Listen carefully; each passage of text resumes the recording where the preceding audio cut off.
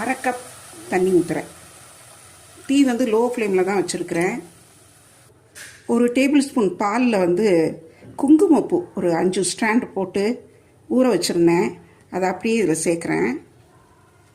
சேர்த்து இதை மூடி வச்சு எவ்வளோ சீக்கிரம் எடுக்க முடியுமோ அது பிடிச்சிடாமல் பார்த்து ஒரு சவுண்ட் அளவுக்கு எடுக்கலாம், அல்லது தீ இறக்கி விட்டு 10 நிமிஷம் அவங்கவுங்க குக்கருக்கு தகுந்த மாதிரி வச்சு எடுத்துடலாம்.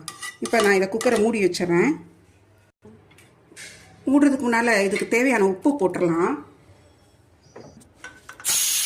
லோ ஃப்ளேமில் வச்சு ஒரு சவுண்டு தான் வர வச்சேன்.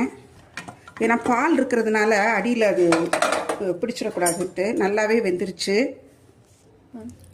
இப்போ இதில் இந்த வறுத்து வச்சுருந்த அந்த ட்ரை ஃப்ரூட்ஸ் நட்ஸ் எல்லாத்தையும் போட்டோம். இந்த கேரமலைஸ்ட் ஆனியன் அதுவும் போட்டாச்சு.